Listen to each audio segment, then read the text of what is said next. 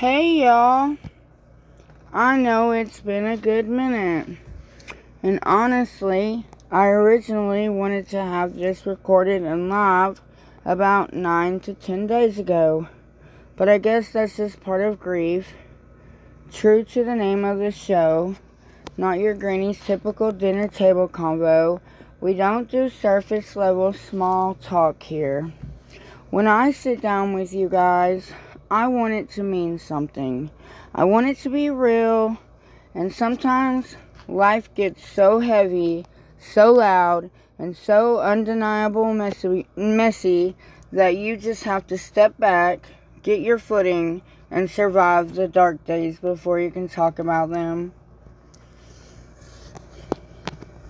After this episode, I promise I'm going to try to put more out constantly, whether there's anyone listening or not, because honestly, sometimes this microphone is just my diary.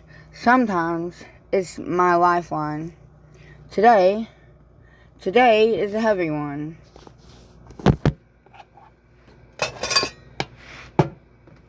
If you'll give me a second.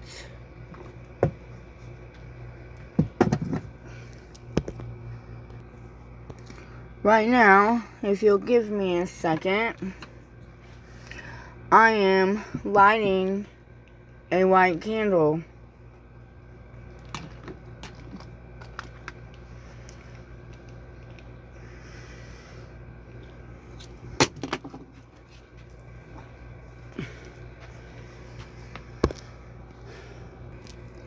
Well, y'all, if you'll give me a second to gather my thoughts, instead of starting over, I'm just going to keep this in there because it's real life, y'all. Real life. If you'll give me a minute so I can grab my lighter, and you can do this too if you have a candle. Now, my candle is actually dressed in rosemary and sea salt.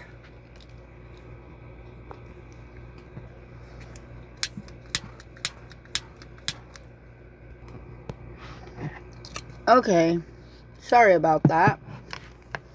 Now, my candle is wrapped in rosemary and sea salt. Well, it's dressed in rosemary and sea salt. Rosemary is for remembrance. Salt is for protection. I'm lighting this to honor the spirits, to protect this space and bridge the veil between us and the ones we are missing so desperately it physically hurts. This candle, this ritual, is a massive part of my newly embraced path.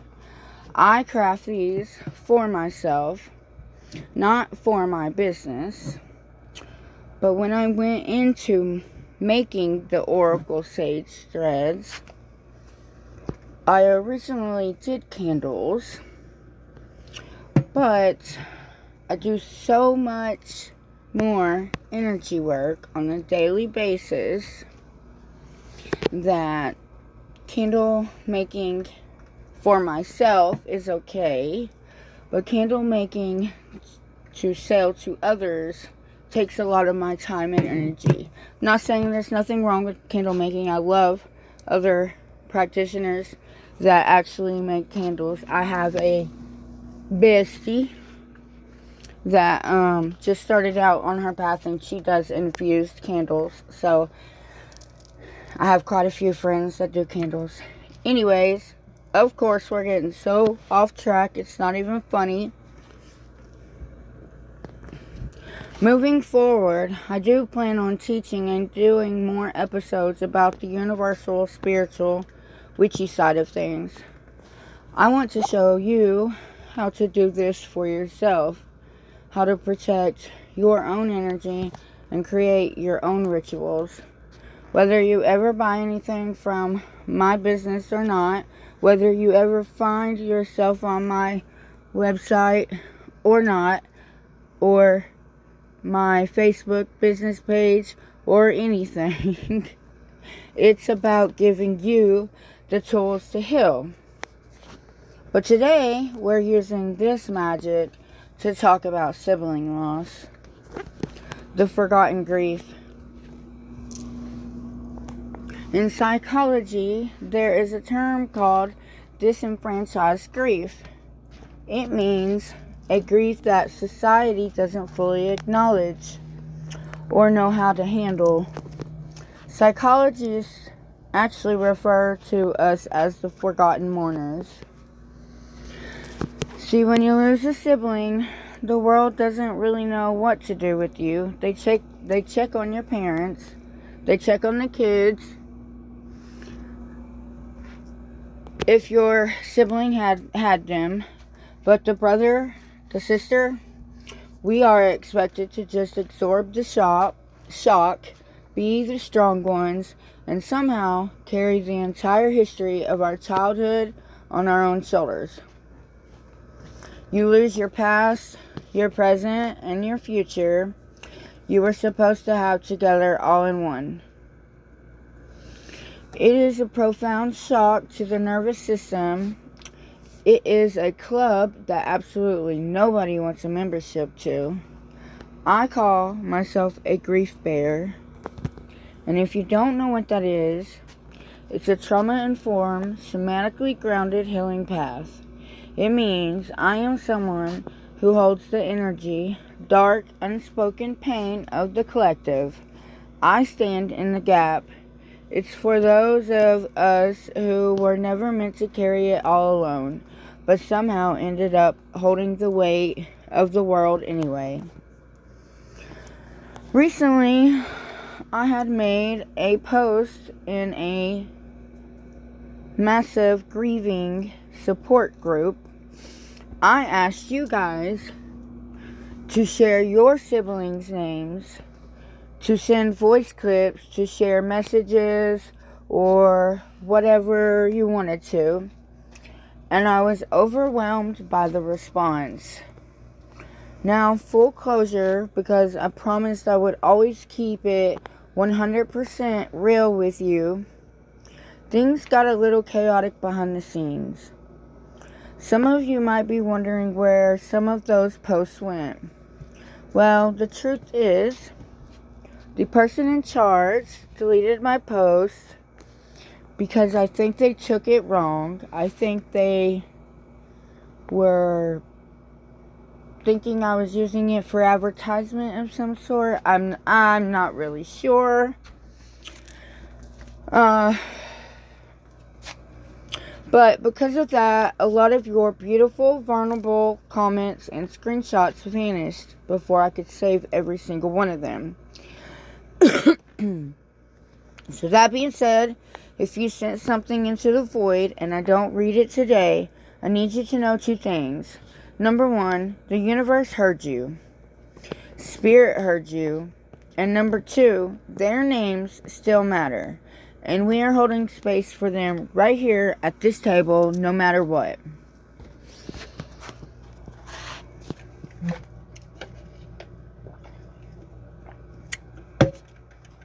So, to start this off, I have to start with my own baby sister.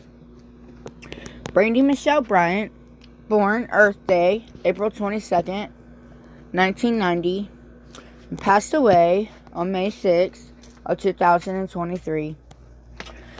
I was supposed to originally record this on her anniversary, May 6th, and I tried, I really did, but the universe threw up every roadblock imaginable. Honestly, I think grief was just too thick that day. Sometimes you just have to honor the fact that you are shattered and trying to perform through it is a disservice to your own healing. Since she passed, my spiritual journey has ripped wide open. I see her in the vertical light pillars in my photos. I see the high vibrational orbs and the streaks across my camera and sky. I know for a fact she's here with me. And you know what? When I think about Brandy, 99% of the time, the memories are fun or funny. And I'm so thankful for that. Because of her feisty little ass would fight anybody. We were talking about this recently. I was remembering the time when we were at the BP on Lamar Alexander Parkway in Maryville, eating those foot-long sandwiches. This girl came out of the gas station, already staring at us the wrong way, and threw a bunch of change at my car. Brandy said, "Oh, hell no, I'm going after that bitch." We followed them across the 4-lane highway, and Brandy pulled that girl out of the car. It was still rolling down the street. Everyone knew Brandy's name after that incident. Or the time we got and light up pacifier from Dollywood, turned it on going down one of the back roads in Sevierville, and 2 older people pulled over because they thought we were cops. We laughed so hard we almost peed our pants. And I can never forget the time my mom literally ran Brandy's foot over at the skating ring, and Brandy was just completely nonchalant about it, like, Mom, you just ran my foot over? God, I miss her. I honor the chaos, the love, the mess, and the magic of who you were, Brandy. And going through your messages, I see that exact same love. We are all experiencing the same things. I read messages from people just beginning to hear their siblings laugh one more time, to share inside jokes, to tell them they love them more than a chili bowl. I also read the heavy stuff, the sheer astronomical grief of losing a sibling to addiction, to suicide, to sudden car accidents, the anger of lives taken far too soon, of siblings fighting for justice, of babies growing up without their uncles and aunts, moms and dads, the guilt, the what ifs. But I also saw the magic. The sisters sending ladybugs as signs, the brothers showing up in double rainbows, the tattoos of their heartbeat on your arms so you can carry them daily. You are searching for them in every lifetime, and I promise you, they are walking right beside you. So now I'm going to take a few minutes to read some of the names that I was able to gather, because speaking a spirit's name out loud keeps their vibration alive in this realm. And I want to hold space not only for my sister, but any other sibling that is no longer here physically on earth. So, Victoria, Cody, Jenna, Heather,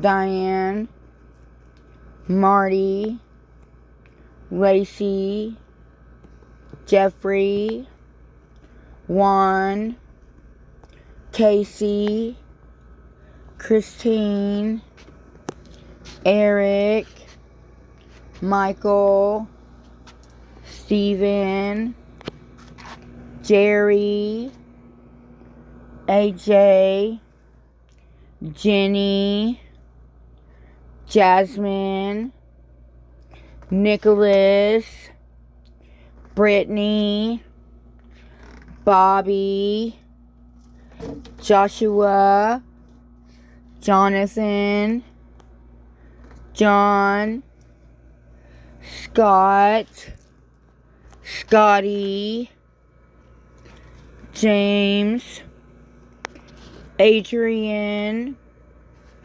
Jessica, Luna, Brandy, Carl, Mary, Christina, Lucas, Scott, Michael,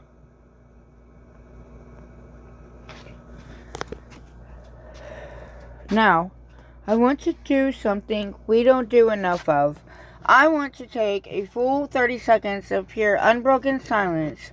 Wherever you are right now, whether you are driving down the highway, standing in your kitchen, or laying in bed feeling like you can't move, I just want you to breathe with me. Let their names hang in the air. Let the veil be thin. I'm holding space for you, starting right now.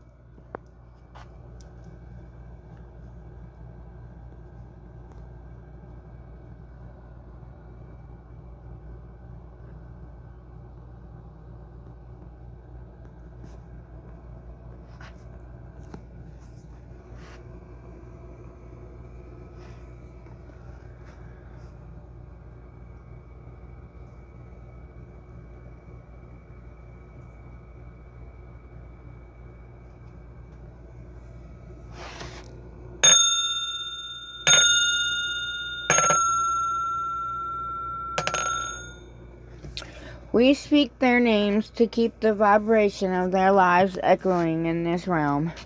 We light the candles to show them we are still here, keeping the fire going. We survive the dark days because we carry their light within us.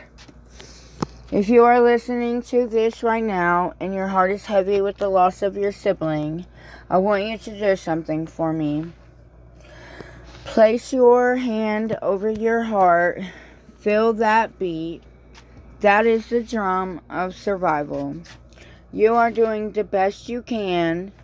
Some days, your best is getting out of bed. Some days, your best is just breathing, and that is enough.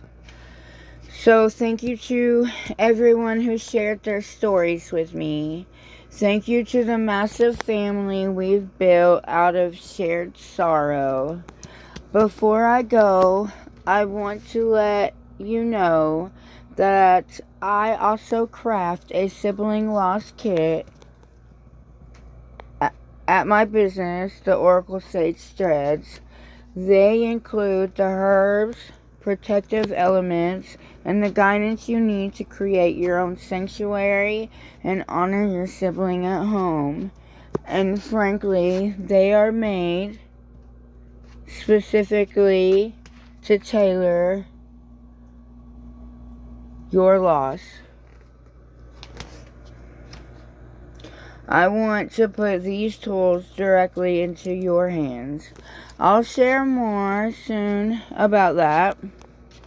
I need you all to stay grounded, protect your peace, and until next time, keep your heads up, keep looking for the signs. They are always with us.